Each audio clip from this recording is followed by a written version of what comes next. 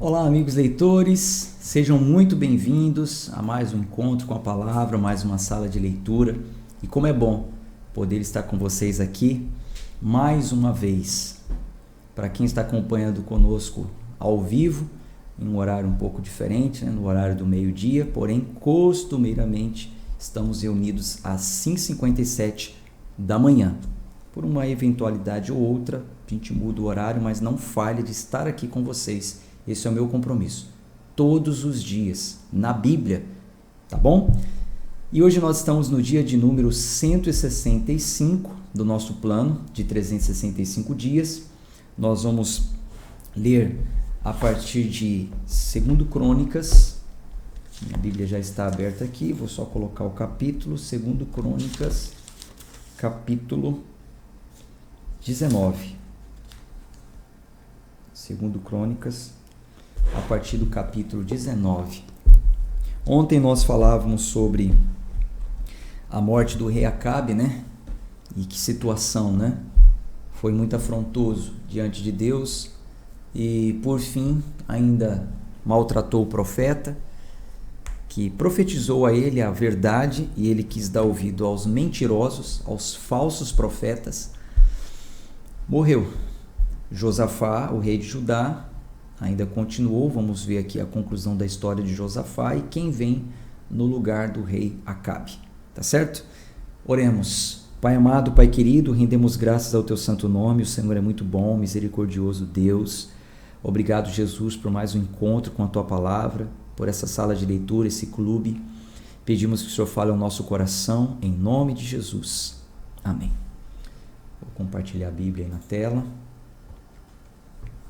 2 Crônicas, capítulo 19, versículo 1. E Josafá, o rei de Judá, retornou em paz para sua casa em Jerusalém. E Jeú, o filho de Hanani, o vidente, saiu a seu encontro.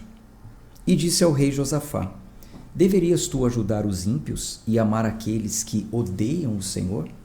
Por isso, virá sobre ti grande ira da parte do Senhor.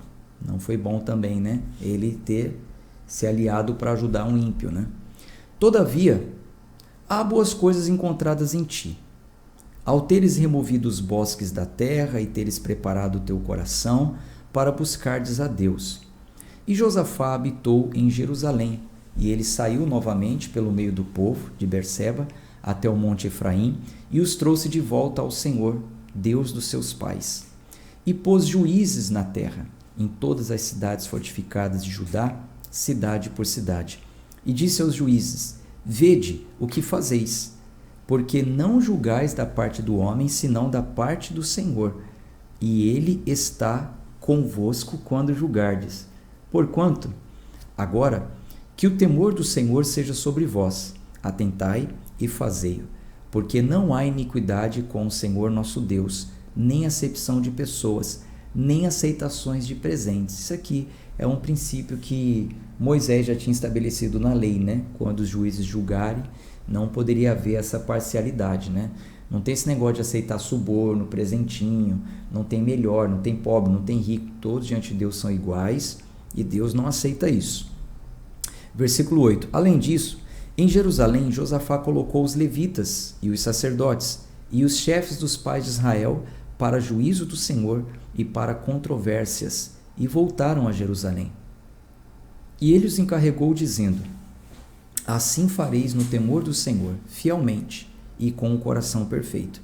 E qualquer que seja a causa que vier até vós dos vossos irmãos que habitam nas cidades, entre sangue e sangue, entre lei e mandamento, estatutos e juízos, vós adverti-los-ei, para que não transgridam contra o Senhor, e assim venha a ira sobre vós e sobre os vossos irmãos. Fazei isso, e vós não transgredireis. E eis que Amarias, o sumo sacerdote, está sobre vós em todas as questões do Senhor, e Zebadias, o filho de Ismael, o soberano da casa de Judá, em todos os assuntos do rei, e também os levitas serão oficiais diante de vós. Procedei corajosamente, e o Senhor será com os bons. Capítulo 20. Sucedeu depois disso que os filhos de Moabe e os filhos de Amon, e com eles os amonitas, vieram para a batalha contra Josafá. Então vieram alguns que contaram a Josafá, dizendo: vem ali uma grande multidão contra ti, da além do mar, neste lado da Síria. E eis que eles estão em Azazon-Tamar, que é em Gedi. E Josafá temeu e pôs-se a buscar o Senhor e proclamou um jejum em todo Judá. E Judá reuniu-se para pedir socorro ao Senhor. De todas as cidades de Judá, eles vinham buscar o Senhor. E Josafá pôs-se em pé na congregação de Judá e Jerusalém, na casa do Senhor, diante do átrio novo, e disse: ó Senhor, Deus de nossos pais, não és tu Deus no céu? E não dominas tu sobre todos os reinos pagãos? E na tua mão não há força e poder, de modo que não há quem possa te resistir? Não és tu o nosso Deus, que expulsaste os habitantes desta terra de diante do teu povo Israel? E adeste para sempre a semente de teu amigo Abraão? A semente de teu amigo Abraão? E eles nela habitam e edificaram nela um santuário para o teu nome, dizendo: se quando o mal, então agora ele vai se lembrar daquilo que Salomão pediu ao Senhor. E Salomão disse que se houvesse guerra e tal, e o povo se voltasse ao Senhor, Deus atenderia. Então, olha só o que ele vai fazer. Por isso é importante você conhecer a Bíblia. Ele fez o certo, ele falou com Deus de acordo com o que estava nas Escrituras. Hoje nós falamos com Deus de acordo com o que está nas Escrituras e que são reiterados por Cristo no Novo Testamento. Se quando o mal nos sobrevier, como espada, juízo, ou peste, ou fome, nós nos pusermos de pé diante desta casa, na tua presença, pois o teu nome está nesta casa, e ao clamarmos a ti em nossa aflição, então tu ouvirás e nos socorrerás. E agora, eis que os filhos de Amon e Moabe e os do monte Seir, aos quais tu não permitistes que Israel invadisse, quando saíram da terra do Egito, mas desviaram-se deles e não os destruíram, eis que vos digo, como eles nos recompensam, ao vierem nos expulsar da tua possessão, a qual tu nos destes em herança. Vocês se lembram que por isso que é bom a gente sair, né, de uma leitura histórica com conhecimento, sem pular nada. Quando Josué ele foi juntamente com o povo para tomar posse da terra, a terra dos moabitas eles não invadiram. Por quê? Porque quando o povo estava em peregrinação com Moisés, os moabitas agiram de bom coração para com eles. Por isso, então, eles foram poupados dessa invasão. Mas olha, muitos anos depois, como eles estavam retribuindo. Então, o rei ora ao Senhor diante do templo, lugar que habitava o nome do Senhor, se lembrando da oração de Salomão e que Deus disse que faria dessa forma se o povo buscasse. E ele está dizendo: nós estamos buscando o Senhor. Os nossos inimigos, eles não têm motivo algum de estar fazendo isso conosco. Nós agimos, o nosso povo, a nossa nação, agiu de bom grado para com eles. E olha a recompensa que eles estão nos dando. Versículo 12. Ó nosso Deus, tu não os julgarás? Porque não temos qualquer poder contra esta grande companhia que vem contra nós. Tampouco sabemos o que fazer, mas os nossos olhos estão em ti. Vamos pegar esse versículo aqui de hoje para nós? O que a gente faz quando não sabemos o que fazer? Parece um paradoxo, né? O que fazer quando não sabemos o que fazer? Olha aí na tela. Não temos qualquer poder contra esta companhia que vem contra nós, tampouco sabemos o que fazer, mas os nossos olhos estão em ti. Quando a grande companhia, a má notícia, o problema que for vier contra ti, você não souber o que fazer, coloque os seus olhos em Deus. Creia na sua graça, na sua soberania, na sua misericórdia. Vamos fazer essa declaração pública? Eu vou colocar assim, ó. Os meus olhos estão em ti, Senhor. Coloca aí. Os meus olhos estão em ti, Senhor. É isso que a gente tem que fazer. Coloque os seus olhos em Deus. Vamos seguir aqui. E todo Judá se pôs de pé diante do Senhor, com os seus pequenos, as suas esposas e os seus filhos. Então veio o Espírito do Senhor no meio da congregação sobre Jaaziel, o filho de Zacarias, o filho de Benaia, o filho de Jeiel, o filho de Matanias, um levita dos filhos de Asaf. A Bíblia faz questão de mostrar a genealogia para ver que realmente ele era um levita do Senhor, um homem de Deus, não um falso profeta. E ele disse: ouvi todo Judá e vós habitantes de Jerusalém, e tu, ó rei Josafá, assim diz o Senhor a vós: não temais, nem vos amedronteis em razão desta grande multidão, porque a batalha não é vossa, mas de Deus. Aleluia. A peleja não é nossa, é de Deus, quando confiamos nele, quando colocamos os nossos olhos nele. Amanhã descereis contra eles. Eis que sobem pelo penhasco de Ziz, e vós os encontrareis no fim do ribeiro, diante do deserto de Jeruel. Vós não precisareis lutar nessa batalha. Posicionai-vos, ponde-vos parados de pé, e vede a salvação do Senhor convosco.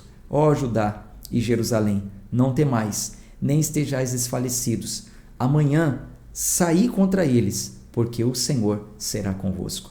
E Josafá curvou a sua cabeça com a sua face para o chão, e todo Judá e os habitantes de Jerusalém caíram diante do Senhor, adorando o Senhor. E os levitas, dos filhos dos coatitas e dos filhos dos coraitas, levantaram-se para louvarem ao Senhor, Deus de Israel, em alta voz. E eles se levantaram cedo pela manhã e saíram para o deserto de Tecoa. E enquanto saíam, Josafá pôs-se de pé, e disse: ouvi-me, ó Judá, e vós, habitantes de Jerusalém, crede no Senhor vosso Deus, assim sereis estabelecidos. Crede nos seus profetas, assim prosperareis. Gente, esse versículo aqui, ele é um versículo muito usado para dar base a uma teologia fraca, que é a teologia da prosperidade. A teologia da prosperidade é aquela teologia que traz no seu ensino o determinismo. O profeta determinou, vai acontecer. O profeta disse que uma porta vai se abrir, então vai abrir. Você faz o seu voto, a sua oferta, e Deus vai fazer aquilo. Ele vai fazer você rico, ele vai fazer isso, aquilo. Está na mesma casa também do determinismo contra a cura. E usam esse versículo. Olha, a Bíblia diz assim: se você crê em Deus, você vai estar seguro. Se você crê nos profetas, você vai prosperar. Mas nós não podemos arrancar esse versículo da Bíblia e contextualizar para interesses pessoais. Esse versículo, ele é específico, ele é histórico, narrativo, está narrando como foi no tempo de Israel. Quando em Judá, no tempo do povo de Israel, quando em Judá tinha um rei chamado Josafá, que estava diante de um conflito muito grande, se humilhou, se curvou diante do Senhor, e o profeta disse: olha, Deus vai dar vitória para vocês, podem ir para a batalha, porque Deus ouviu a oração de vocês e a humilhação de vocês. Então o rei, diante da guerra, fala: ouvi Israel, ouça povo, Judá, ouça, confie em Deus. Se você confiar em Deus, você vai ser estabelecido. Se você crê no Senhor Deus, assim sereis estabelecidos. Confie em Deus. E crede nos profetas, e assim prosperareis. Ou seja, creia no que o profeta falou, para que vocês prosperem, para que essa peleja realmente seja boa, para que tenhamos vitória.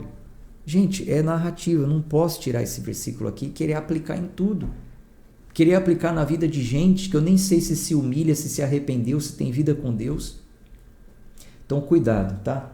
Cuidado, é um versículo muito usado na teologia da prosperidade.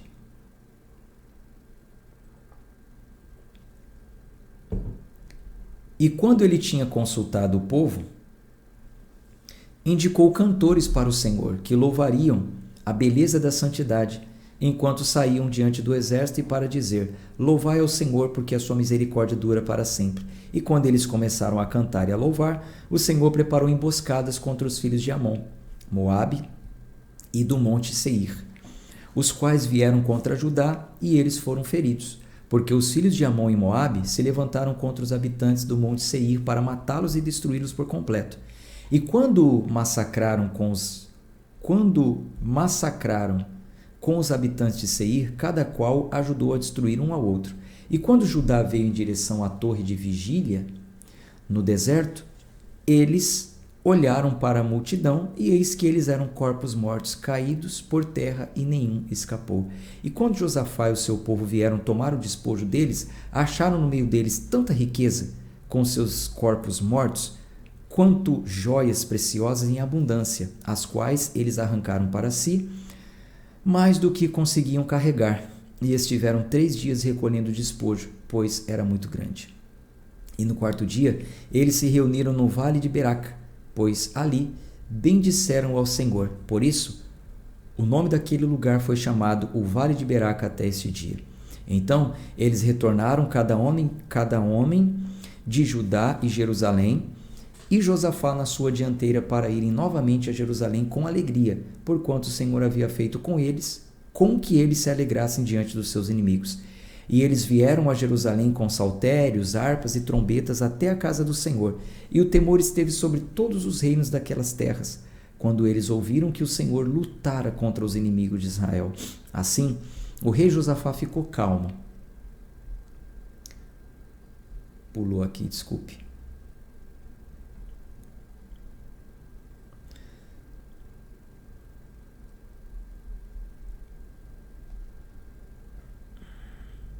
Versículo 31. Não, 30. Assim, o rei Josafá ficou calmo, pois o seu Deus lhe deu descanso ao redor. E Josafá reinou sobre Judá, e ele tinha 35 anos de idade quando começou a reinar, e reinou 25 anos em Jerusalém. E o nome da sua mãe era Azuba, a filha de Sile. E ele andou no caminho de Asa, seu pai, e não se afastou dele, fazendo aquilo que era reto aos olhos do Senhor. Todavia, os lugares altos não foram removidos, porque o povo ainda não tinha preparado o seu coração para o Deus de seus pais. Ora, o restante dos atos de Josafá, os primeiros e os últimos, eis que estão escritos no livro de Jeú, o filho de Hanani, que é mencionado no livro dos reis de Israel. Lembra aquela coisa? Que o livro dos reis de Israel é um compilado de vários outros profetas? Então tem aqui mais um nome, o Jeú, que é mencionado no livro dos reis de Israel. E depois disso, Josafá, rei de Judá, juntou-se a Acasias, rei de Israel, que procedeu muito iniquamente, e juntou-se a ele para construir navios para ir a Tarse, e fizeram os navios em Ezion-Geber. Então Eliezer, o filho de Dodavá, de Meraça, profetizou contra Josafá, dizendo: Por que te ajuntasses a Acasias? O Senhor tem despedaçado as tuas obras, e os navios foram quebrados, de modo que não puderam ir a Tarsis. Vamos para o capítulo 21. Ora, Josafá dormiu com seus pais e foi sepultado com seus pais na cidade de Davi, e Jeorão, o seu filho, reinou em seu lugar. E tinha irmãos, os filhos de Josafá: Azarias, e Jeiel, e Zacarias, e Azarial, e Micael, e Cefatias. Todos estes eram os filhos de Josafá, rei de Israel. E o seu pai deu-lhes grandes presentes de prata e de ouro e de coisas preciosas, assim como cidades fortificadas em Judá. Mas o reino ele deu a Jeorão, porque ele era o seu primogênito. Tendo Jeorão se levantado sobre o reino de seu pai, e tendo se fortificado, matou todos os seus irmãos com a espada, e também diversos príncipes de Israel. Jeorão tinha 32 anos quando começou a reinar, e reinou 8 anos em Jerusalém. Ele andou no caminho dos reis de Israel, não de Judá. Sabe? Os reis de Israel, que eram maus, faziam o que era mal. Ele andou nos caminhos dos reis de Israel. Quando fala nos caminhos, é fazendo o que eles faziam. Como fez Acabe, porque teve a filha de Acabe por esposa, e fez aquilo que era mal aos olhos do Senhor. Todavia, o Senhor não quis destruir a casa de Davi por causa do pacto que ele tinha feito com Davi, e porque prometeu dar uma lâmpada para ele e para os seus filhos para sempre. Nos seus dias, os edomitas se revoltaram por estar debaixo do domínio de Judá e fizeram para si um rei. Então, Jeorão saiu com seus príncipes e com ele todas as suas carruagens, e ele levantou-se à noite e feriu os edomitas que o cercavam, e os capitães das suas carruagens. Assim, os edomitas se revoltaram por estar sob a mão de Judá até este dia. Ao mesmo tempo, também Líbna se revoltou por estar sob sua mão, porque ele havia abandonado o Senhor Deus de seus pais. Além disso, ele fez lugares altos nos montes de Judá e fez com que os habitantes de Jerusalém cometessem fornicação e compeliu Judá a isso. E lhe chegou um escrito de Elias, o profeta, dizendo: Assim diz o Senhor Deus de Davi, o teu pai, porque não andaste nos caminhos de Josafá, teu pai, nem nos caminhos de Asa, rei de Judá, que era o avô dele, mas andaste nos caminhos dos reis de Israel, e fizeste Judá e os habitantes de Jerusalém se prostituir, à semelhança das prostituições da casa de Acabe, prostituição no sentido de adorar outros deuses, tá? E também matastes os teus irmãos da casa de teu pai, os quais eram melhores do que tu. Eis que, com uma grande praga, o Senhor ferirá o teu povo, e os teus filhos, e as tuas esposas, e todos os teus bens. E tu terás uma grande enfermidade por um mal nas tuas entranhas, dia após dia, até que em razão da enfermidade te saiam as tuas entranhas. Que coisa, hein?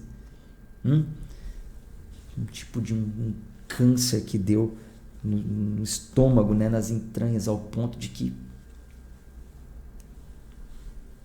chegou a sair, né, no final dos dias da vida dele. Meu Deus do céu.